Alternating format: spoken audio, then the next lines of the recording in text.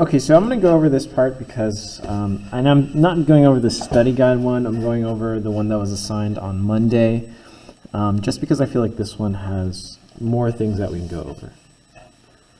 So the domain of this graph, again, is just the section from here all the way to the end. So again, we're talking about the x values. What are all the possible x values? So you can see that the possible x values ranges from -4. And again, if this is an open circle, we do not include it, so it's an open circle, so we do not put the line underneath. And then we do is equal to, it goes as far as 6.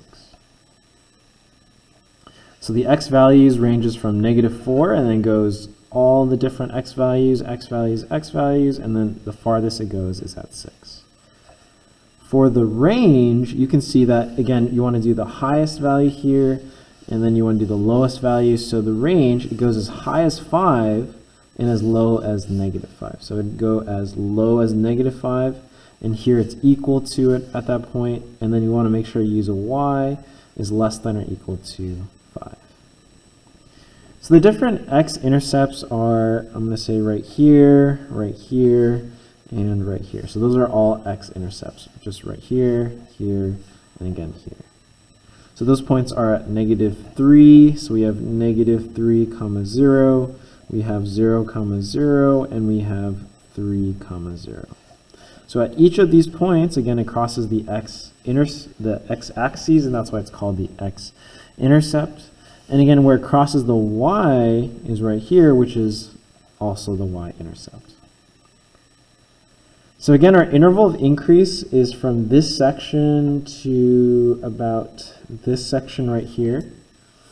So you can see that, again, we're talking about where is it increasing. So if you go from left to right, you can see that it increases from this section all the way up to here. Same thing from this section all the way up to here. You can see that it's increasing, it's going up. So this section, the first section is -1.5. So this would be an interval of increase from -1.5 is equal to or less than x. And then that it increases all the way to where x is equal to 1.5. Okay. Next is the interval of decrease. Oh, sorry, and then there's also another one. So another one is from 4.5 to 6. So from 4.5 is less than or equal to x, which is less than or equal to 6. Okay, so that's where it's increasing. For it to decrease, you can see that it's this section right here.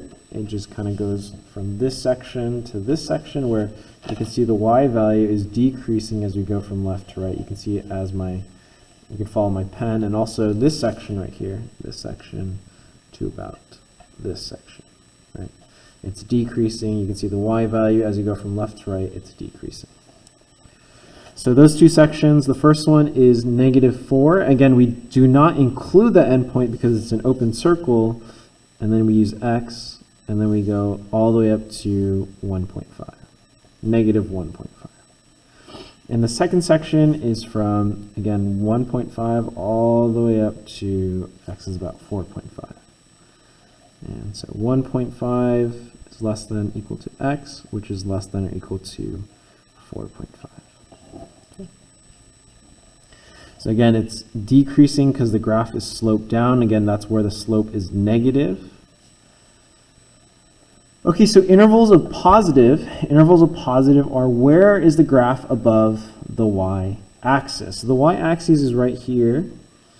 And again, you want to see where is the y values positive, or where is it above this line right here? Where is it above the x-axis?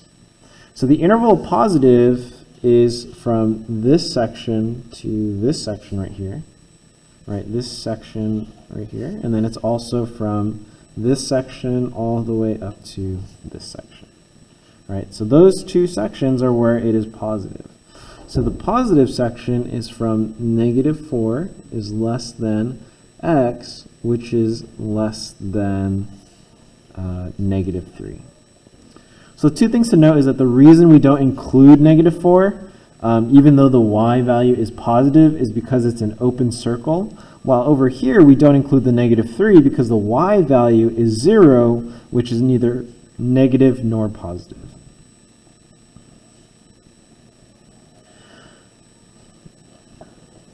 Our second region where it is interval positive is from 0 all the way up to about 3. So it would be from 0 is less than x, which is less than 3. And again, we do not include 0 or 3, so we don't put a line underneath because on these portions, again, the y values are 0. For the interval of negative, again, it would be this section all the way to this section, right? So it's where the y values are negative. So that would be intervals of negative would be from -3 is less than x, which is less than 0. And again, we do not include the 0 or the -3 because the y values there are 0, which is neither negative nor positive. And lastly, the other section where it is negative is from 3 all the way up to 6. So it would be 3 is less than x, and which is less than 6. But again, this portion, even though it's an endpoint, you can see the y value is actually negative. So we're going to actually include that last point. So we're going to put the line underneath there. The last portion is that as x increases, so as our graph is going more and more right, what is happening to the graph at the very end? So even though it's decreasing, decreasing, decreasing, and at the end it starts to increase, then we would say that y is increasing. And then at the very end, on the left-hand side, you can see as x is decreasing, so as x value is going to the left, what is happening to the y value? So this is different than the interval of decrease. Again, this is very different than the interval of decrease. Instead, it's asking us, what is happening to the y value as our x value is decreasing or going to the left?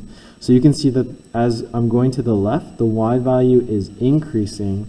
So I would say for both, the y value is increasing. Okay, so that's it for this portion. I hope that helped.